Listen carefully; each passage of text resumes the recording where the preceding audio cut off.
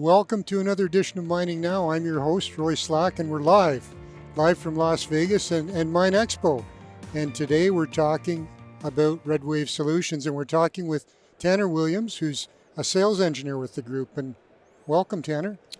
Thank you for having me. I'm really excited to be here and having this conversation. Yeah, no, we talked a little bit before, but tell us about the show, the big show. Yeah, I mean, obviously Las Vegas is an amazing place to be. If you haven't been or somebody hasn't been to a show of this magnitude, it is absolutely unbelievable. 40 plus thousand, I think, attendees is what I heard last. 3 halls, just unbelievable amount of companies and things that are going on in the industry. So really, really amazing to see. And then obviously Vegas is just a great place to be, get awesome food and really good experience too. Yeah. You know, I wasn't sure about the 40,000 until I got here Tuesday morning and lined up for registration. Exactly. It's wild. Yeah. It's a wild show. Yep. And before we get into Redwave, I want to find out a little bit about you. Yeah, absolutely. You know, how'd you get involved in this industry? What's your background? Yeah, absolutely. So it really is kind of a crazy story of how I got to this point, but I actually started my career and went to school to become a mechanic and started as a heavy equipment mechanic. And there I worked on for some industrial companies, working on industrial equipment and heavy equipment. And then actually had an opportunity to join a larger mining company on the eastern seaboard, and spent a couple years doing that and learning mining applications. I actually worked in the aggregate industry at that point, so learning crushers and screens and those things. And then from there had opportunity to work my way into kind of operations side of mining, and obviously there was an amazing amount of things that I learned. And then decided, throughout a couple years of doing that joining a company such as Redwave and then being in the sales aspect, because I love spending time with people, is what brought me here. You know, I appreciate that, because I think you have empathy with clients. You know? Absolutely. You've had to maintain equipment. Yep. You've seen what happens when things are down. Yep. And it's not just fixing it. When one thing is down, often everything is down. Absolutely. Expensive in the mining industry. So very expensive, yes. Yeah. So that's you. Mm-hmm. Okay, let's talk about Redwave Solutions. And I've learned a little bit about it. We're going to talk about sorting, but tell us about the company. Yeah, so Redwave is actually an Austrian-based company, so we're headquartered in Austria. We have 2 main subsidiaries, one in Germany, and then obviously the one here in the United States, just outside of Atlanta, Georgia. So we are our subsidiary is called Redwave Solutions US, and we focus on obviously North America and certain parts of South America there. But yeah, we as a company focus on building sensor-based sorting machines, so an equipment manufacturer in that capacity, and that is our bread and butter. We've been doing that a little over 25 years now.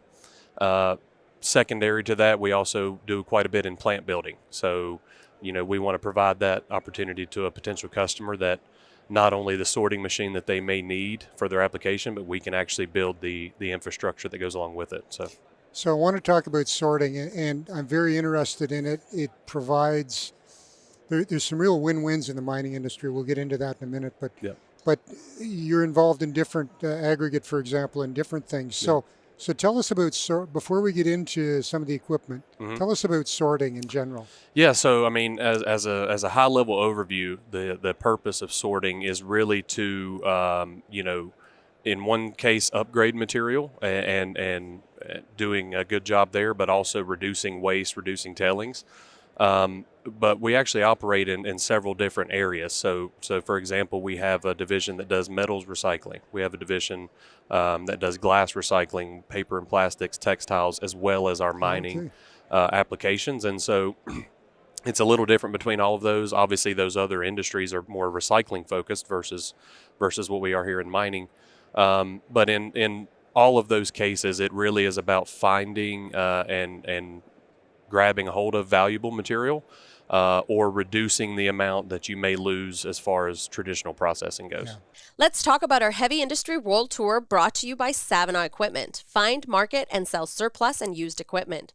And FogMaker. Protect lives and vehicles with FogMaker fire suppression systems, because safety can never be a compromise.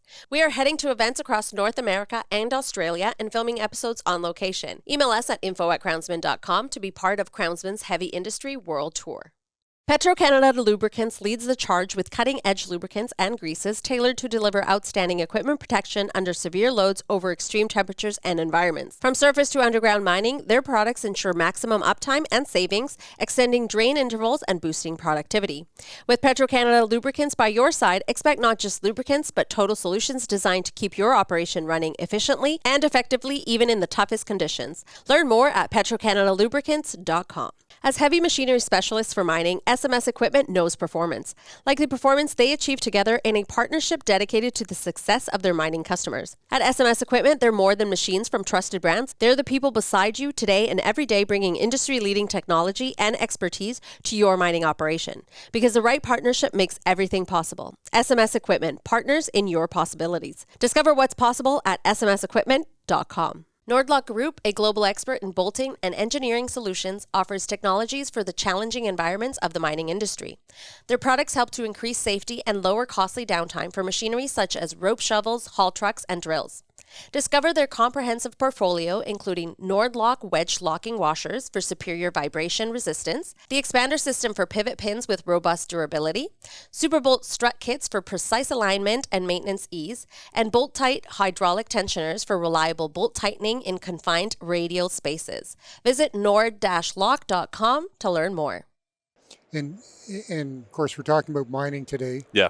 And I've seen operations that were, I would say, borderline in terms of grade, but applying sorting technology actually turned them into mines, made them, Capable.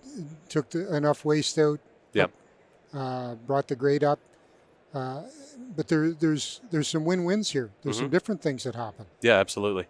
I think, from my perspective, working with several different customers, the thing that I really love about the mining industry as a whole, and why I think it's important, and so many people don't understand this at a high level, the saying I've heard that I really love is, if it's not grown, it's probably mined, right? And I actually looked at, I was curious, I looked at a men's daily vitamin that I take, and saw the list of ingredients on there that comes Zinc from the and mining. iron It's and zinc, stuff like that? iron, manganese, magnesium, potassium, all of these things.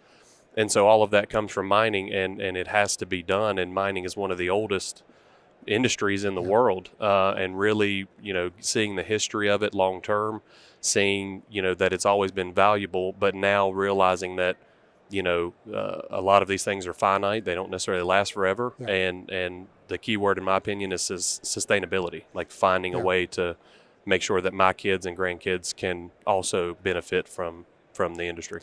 So you mentioned sustainability, which is good, because I was about to ask about that. And one of the things that many of us recognized early is when you can sort material, you can reduce tailings. Absolutely. And that's a big focus in our industry now. Yep. Maybe you can touch on that. Yeah, in the mining industry specifically, in the sector that we work in, that I would say is probably the top focus. Okay. So there's some focus on in certain applications where we can upgrade material, right? Which, again, as a business case, that may be valuable. But really, at the end of the day, when you look into tailings and waste and what happens that, and the amount of money that has to go into that in hauling it and getting rid of it or stockpiling it or whatever, all of these things, it really turns out to be quite a large amount of money that gets invested in that. And then, obviously, when we're talking about waste tailings, that's not something that's bringing in dollars to a bottom line. So we want to find the best way to do that. We always look for win-wins. So on the one hand, with sorting, you're not putting as much tailings out there, but you're also not processing that waste, which costs money and through your plant. You're not handling it like you do tailings. There's a lot of downstream things that happen that can save you operating costs, right? Yeah, absolutely.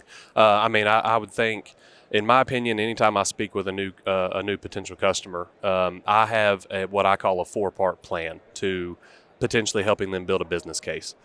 We've already spoke a little bit about them. The first 2 would be exactly what we're speaking right now. It would be the reduction of tailings, and then secondary to that, potentially reduction of processing costs, right? So a finalized processing, whatever it may be, leaching or flotation or grinding, milling, any of these situations. Obviously, if you can reduce the amount of waste material that's going into that processing, that reduces the cost.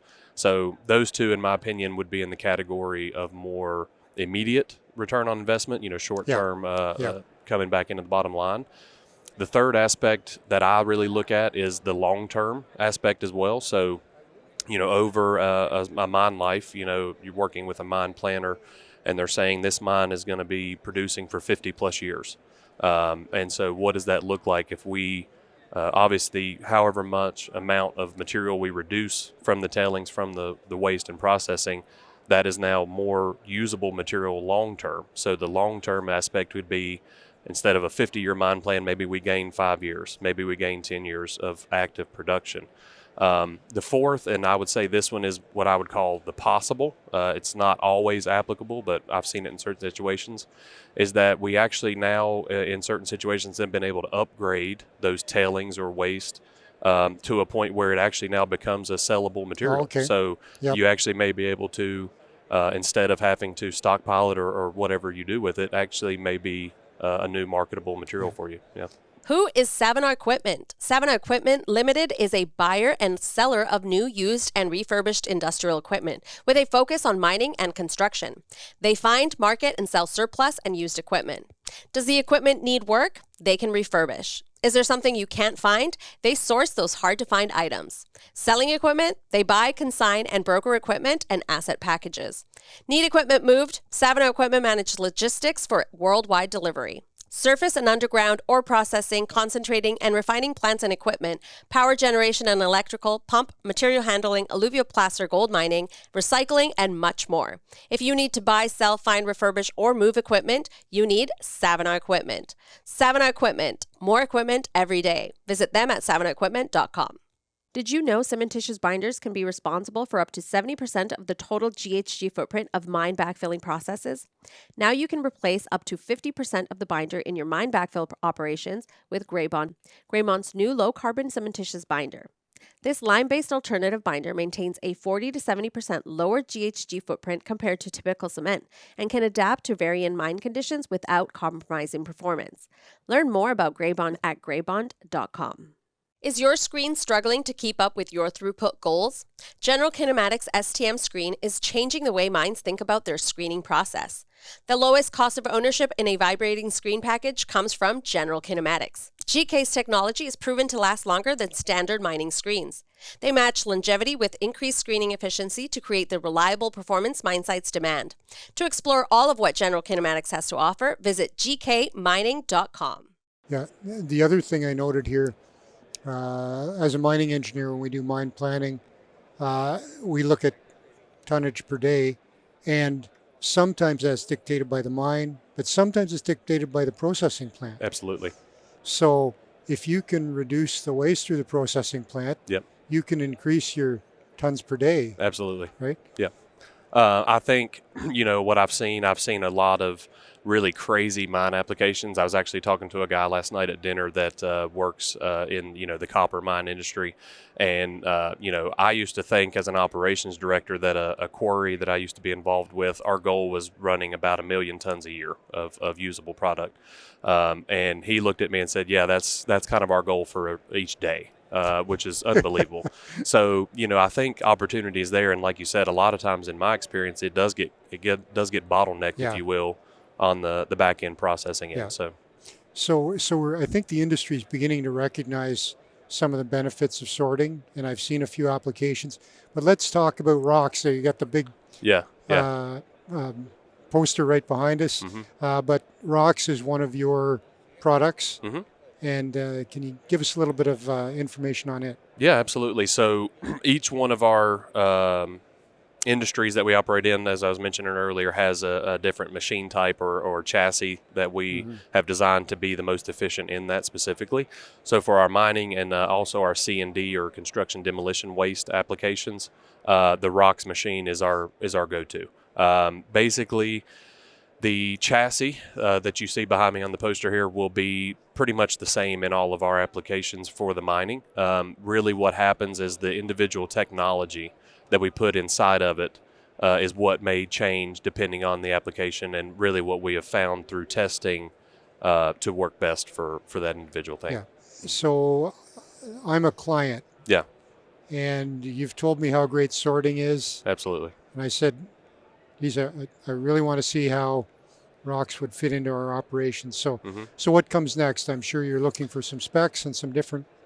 Yeah, absolutely. So, again, kind of a process there. We start having conversations, and what I want to do as a sales engineer and what I want to do in building relationships with people is to be as transparent and as open as possible, and also as efficient as possible, right? So we normally start by let's work on building a business case. The first application of that is going to be, can we do anything successfully with your specific material?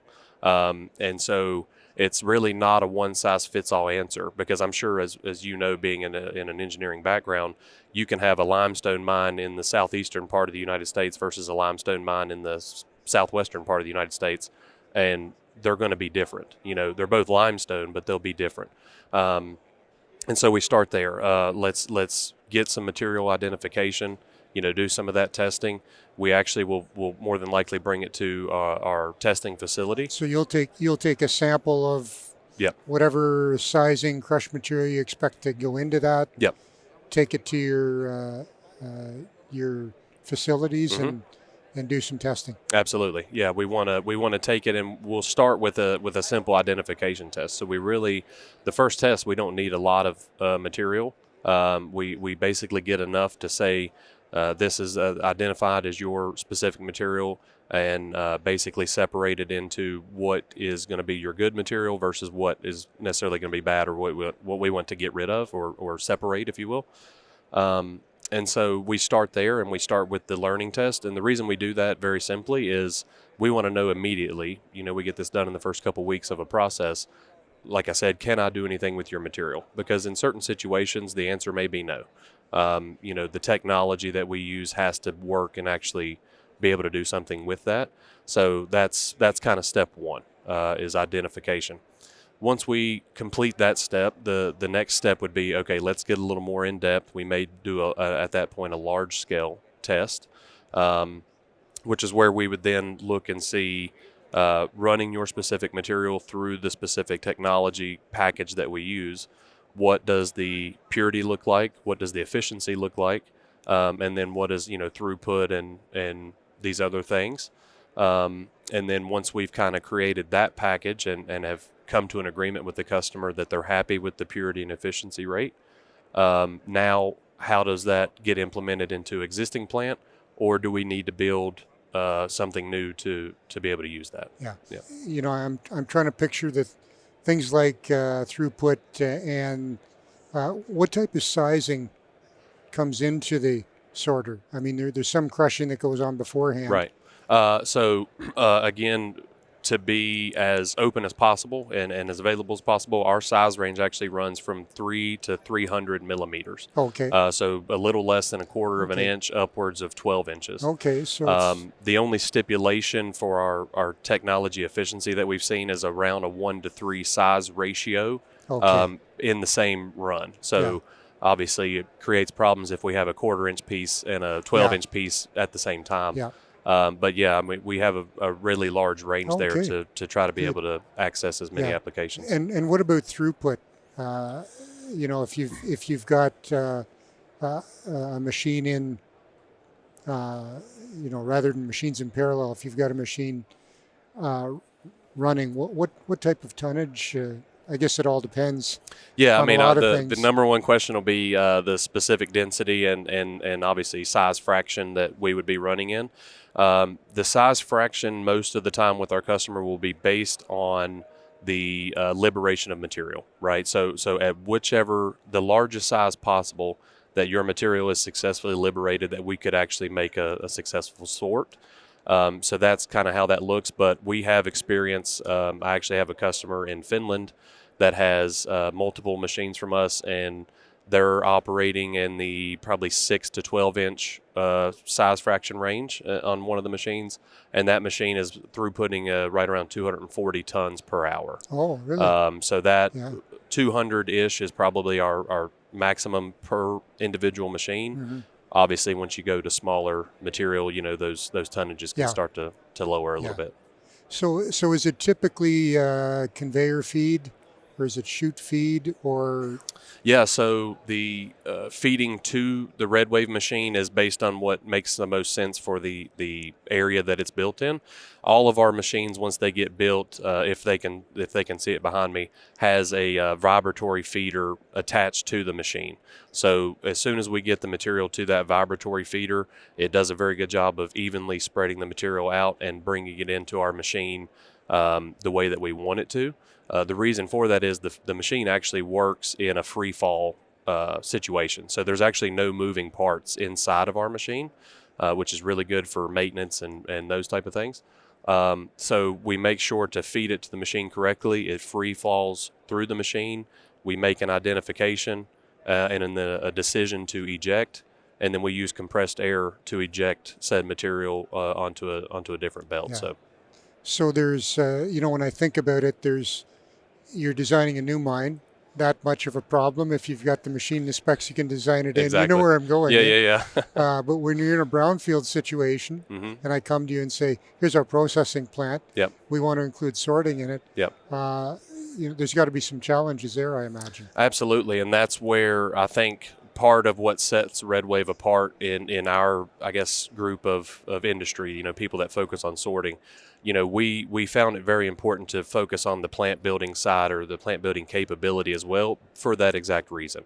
I would say probably half of our people at the headquarters in Austria are engineering R&D department, and it's because of that. So each application will be different.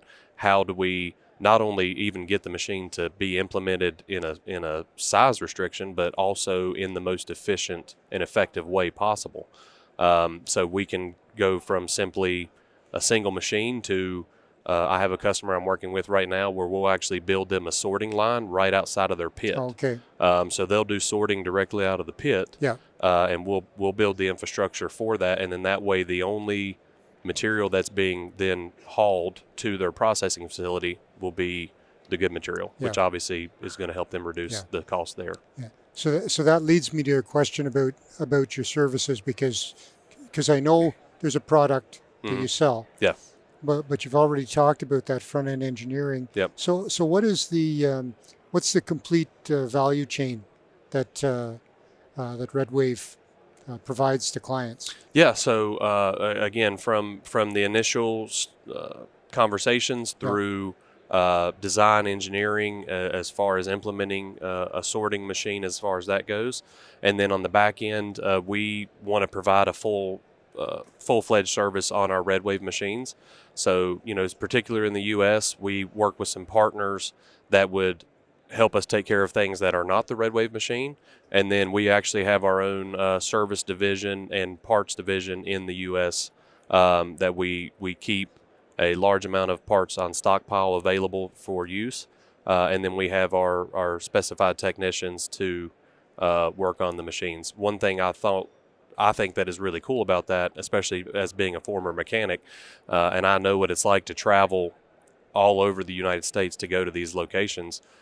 We've actually recently implemented a system on our machines that will allow us to potentially remote in via Wi-Fi signal. Okay. And so that way, if there's a computer programming issue, so it's not something mechanical on the machine, it's a computer program technology issue, there's many situations where we can actually remote in and potentially fix that without having to travel to site, which again streamlines and saves money. So you can you don't have to call them and say turn it off and turn it on again. I think honestly, I really get a kick out of that, because even though I have a service background, I'm not fully trained in the service aspect. So if they were to call me, that's my first answer is turn it on, turn it off again. And then if that doesn't work, let's take a look at it and see what's going on. So you touched on it briefly there, but I'm interested in how it actually works, because you talked about compressed air. There's some visual recognition. So how does it work in general? Yeah, so in our ROX machine, there's 3 major technologies that we normally would look at potentially integrating into the machine. The first one that will be in all of the ROX machines is a color camera identification. So we start with color camera.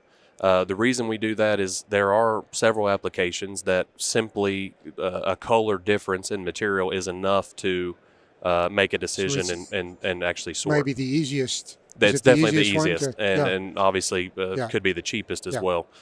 So single side color detection as well as double side color detection. So in the machine, on the top side of the machine, we'll always have a color camera, because we also use the input of the size and shape of the individual material pieces as well. If we so that's where we start, and then if we get to a point where the color separation is not enough to do what is needed, an example may be in a calcite operation. If you have white calcite and also white dolomite, but let's say you maybe want to remove that dolomite, the color there is not enough because they're both white.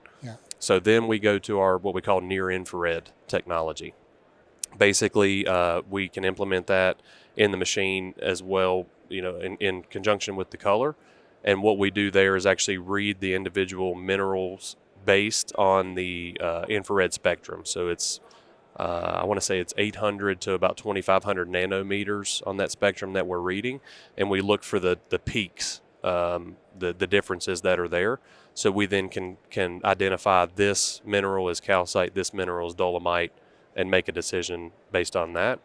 The third one that is potentially becoming more common, we use it mostly in our metals recycling industry, is actually XRF, which is X-ray fluorescence. We are looking at applications to add those into the mining aspect, and that would be for your base metals and those type of things. And so that would be also potentially a third technology that we could implement into the ROX machine. Okay, so that's the recognition part.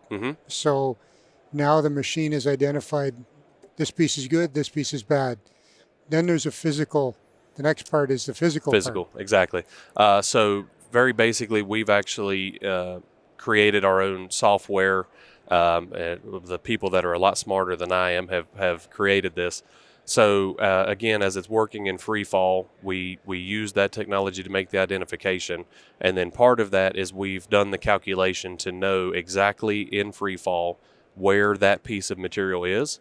And then there's basically our ejection unit is a line of air jets that once it identifies and says we need to eject this piece, it will fire off one or multiple, depending on the size of the piece, of those air jets for half of a second, maybe not even that long, to blow a stream of air at that piece and push it forward enough to go on our ejection plate, basically. So during the phase where there's that visual recognition, there's also got to be some spatial recognition. Absolutely. In order to locate where that piece is. Yeah, it's reading it from the time it comes off the chute all the way to where identification here, and you have this time frame, and obviously, like I said, people much smarter than I am know the math around what that is, and then inevitably it will end up at this certain point at a very specific time, and we can eject it. So all of this is happening in milliseconds, which is really unbelievable. And I imagine it's just there's probably no special compressed air requirements. I mean, we have basic we have very basic compressed air requirements. Most of our customers, a standard 150 gallon or 150 liter air tank, and certain, I want to say like around an 8 bar available air pressure to the machine. And then I mean it's individually fired air jets, so it's not a constant airflow, it's just an operating pressure. So you're based in the States. Correct. And I'm assuming that's your focus, but this is a global company. Absolutely. And so markets worldwide? Absolutely. So it's again headquartered in Austria. So a colleague of mine who's actually at the show here with me, named Manfred, is takes care of throughout Europe and into other parts of the world. My focus is North America and parts of South America. So I'm working in the U.S., Mexico, Canada. I have customers in all of those areas that I'm working with currently. But yeah, I mean, mining is a worldwide application. We want to be a worldwide application. Redwave as a company has over 1,000 sorting machines placed worldwide. I mean, just about anywhere you could drop a pin, we'll have one relatively close. And so, yeah, we look to service wherever we can. Yeah. So I'm going to backtrack here and emphasize a couple of things because personally, I'm a big fan of sorting. Okay. Because I think it's a win-win-win. Awesome. So it's a win in terms of either increasing your grade or increasing your throughput to the mill, but it also decreases your tailings. Yep. Decreases the amount of waste material you process. Absolutely. There's so many things that happen along the way that have to play into the return on investment of this equipment. Absolutely. I mean, I think I mentioned it earlier, but the main word that I focus on that I like to use is sustainability, and that is what we have seen and what we focus on as a company, especially with our roots in all of those other industries. As I mentioned, all of those have recycling attached to them, and so we bring that mindset into mining, for the right reasons. Like we want to do it for the right reasons, circular economy and being efficient and effective with what we're doing. But we also have found all of those applications or instances that you just mentioned help a customer's bottom line. Yeah. All of those return dollars back into the budget. Yeah. So are there any, I won't call them case studies, are there any recent applications that would be of interest? Or? Yeah, absolutely. So we very basically have, or the ones I wanted to talk about, we have one that's called Cretan magnesite. And so we are doing basic color sorting there to separate out the magnesite versus the intergrown particles that are in their mine. That basically is giving them a very consistent and high grade stream of magnesite into their kiln process, which is what that then gets used for. We also have a customer. The plant that we build is actually listed here on our banner. It's Eurotalc in Slovakia. What we implemented there was they are doing flotation as a final process. And what we saw was they actually have an underground mine where the talc is coming from. And so, not like in an open pit mine where you, with blasting and with loading and with, trained operators, you can kind of work around certain seams of material, by doing that. Obviously, it's difficult to do that in an underground mine. It's based on how to safely do it, not as much working around that. So what that created for them was a very inconsistent in-feed material into their flotation. They were getting all of the tailings, all of the secondary material. So we built the full plant for them. Basically, we sort with our full-size machine and our fines machine, which is how we get down to that 3 millimeter size. We sort, and then what that gives them is a consistent graded in-feed into their flotation, which reduces their processing costs, but also gives them a better final product. That wouldn't be color. I'm picturing talc is pretty consistent, so that wouldn't be color sorting. We have. There's color implemented in it again, but that one we do also implement our near-infrared technology. Yes, and then another application is here in the U.S. in Montana. Barrett's Minerals, who also operates in the talc sector, similar situation. They actually pull material from multiple different pit locations, and so again, it was a consistency basis on if it came from this mine versus this mine, but we want to have the same consistency going into our finalized processing, and sorting has allowed them all to do that. Okay, very good. So lots going on. What's the future hold for Redwave Solutions? Exciting times. It absolutely is, and really, I love being at this show because that's what everybody here is talking about is Yeah. the future and how we do this at a high level moving forward. So, for us at Redwave, it really is about continuing to innovate, continuing to find ways to successfully do what we're trying to do. That may be implementation of new technologies. That may be finding new ways to use our existing technology. And what I love the most about this company is that we work, even past the sales cycle, we work directly with our customers. We want that feedback. We want to be involved in the optimization of these machines to really know how to best get the production out of them. Yeah. So continuing to do that, continuing to innovate and find ways to, work with a changing environment and a changing economy. Absolutely. I can picture that, if I come to you as a client with, here's my situation, Yep. That's an engine for innovation there. You look at each different situation and have to figure out what to do. Absolutely. You may be trying some new things, some different things. Absolutely. So it's constantly evolving. I tell any customer, potential customer, especially I've had this conversation with people here at the show already this week is, they have a very specific application or something they're trying to accomplish. If I can look at them and say, yes, I have a proven example that I could show you, that's an easy conversation. Yeah. It's what I really enjoy is when I look at you and say, actually, I haven't done that yet, but I'm willing to try. Yeah. And we're willing to put in the work and test that and see, can we do it? And if the answer is no, it is what it is. But obviously we want to get creative and try to make it possible.